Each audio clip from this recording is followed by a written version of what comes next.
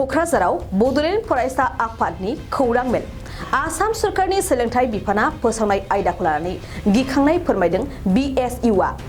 थांनाय 23 मार्चआव आसाम सरकारनि सोलोंथाइ बिफान डाइरेक्टर अफ हायर एडुकेशनआ फोसावनाय बिथोन लाइखौ लानानै गोख्रों बिजाथायाव फोरमायदों बड'लेण्ड फरायसा आफादा क'क्राझार सहरनि टेङापारायाव थानाय बड'लेण्ड फरायसा आफाद मावखुलियाव बड'लेण्ड फरायसा आफादनि आफादगिरि सोगोमसार बसुमतारिया मोनसे खौरां मेलनि गेजेरजों बे आयदानि सायाव गोख्रों बिजाथाय फोरमायदों। फरायसा आफादनि दैदेनगिरिया फोरमायो दि सरकारनि फरायसालि आरो कलेजफोरनि फोरोंगिरि एबा गुबुन बिबाननि साख्रि थिसनथाइ बिथिङाव आसाम सरकारा आसाम कलेज सार्भिस रिक्वायरमेन्ट बर्डनि गेजेरजों थिसनथाइ होनो बिथांखि लानायखौ बेरेखा खालामना BTC ओनसोलाव बे आदर्शखौ बाहायोब्ला स्कुल कलेजफोराव टीचिं एन्ड नन टीचिं बिफानाव साख्रि मावनायनि खाबुआ जानगाराव थागोन होननानै बुंथियो। बड'लेण्ड फरायसा आफादनि आफादगिरि सोगोमसार बसुमतारिया दानि खुंथाय गोहोआव थानाय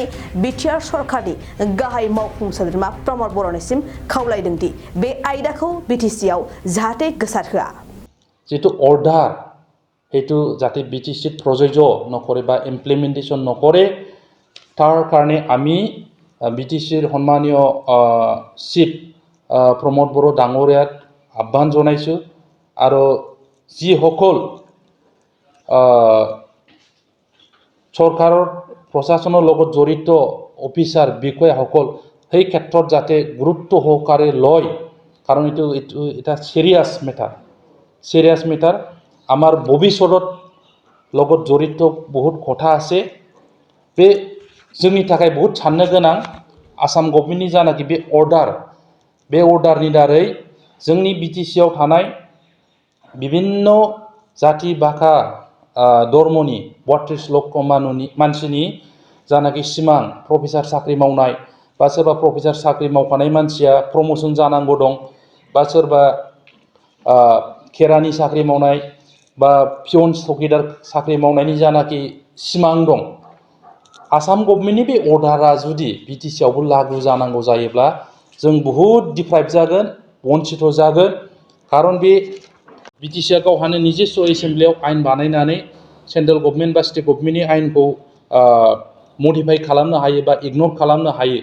दा BTC ओनसोलाव जाहाथे नैबेयो जोंना जिहेतु 6 शिड्युल हिसाबै अट'नमि लेजिस्लेटिभ पावार दं हिसाबै बे अर्डारखौ आसाम गभर्नमेन्टनि डाइरेक्टर अफ हायर एडुकेशननि जानाखि 23 तारिख नैबे मार्चनि 21 तारिखआव जानाखि अर्डार हरदों जाहाथे BTC आव बेखौ लागु खालामहोआ बेखौ जोङो बड'लेण्ड फरायसा आफाद BSUनि जानानै प्रमद बर' बिथां जायनाखि BTCनि मानगोनां चिफ बिथांनिसिम जों खावलायहरबाय बेखिनि जों बहुत डिप्राइभ जागोन बाहाय नट अनलि गोदान फ्रेश एपइन्टमेन्ट नङा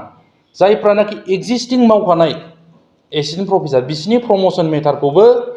आसाम गभर्नमेन्टनि बे डाइरेक्टर अफ हायर एडुकेशनासो नायगोन होनना बुङो प्रमोशना ओरैबायदि एसिस्टेन्ट प्रफेसारा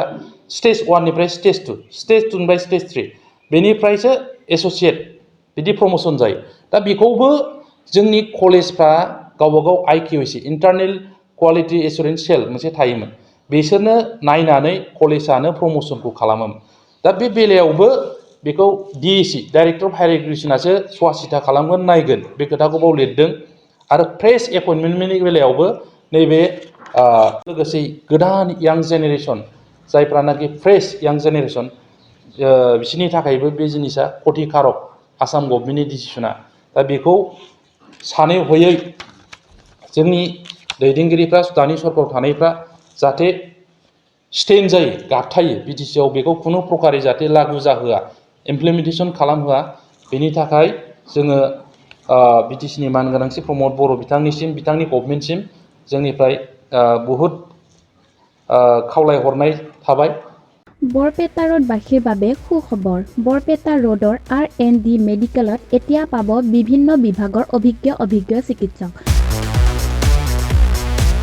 বিভিন্ন বেমাৰৰ চিকিৎসাৰ বাবে এতিয়া আপুনি আৰু গুৱাহাটী চেন্নাইলৈ যোৱাৰ প্ৰয়োজন নাই এতিয়া বিভিন্ন বেমাৰৰ চিকিৎসা কৰিব পাৰিব আপোনাৰ আপোন চহৰ বৰপেটা ৰোডত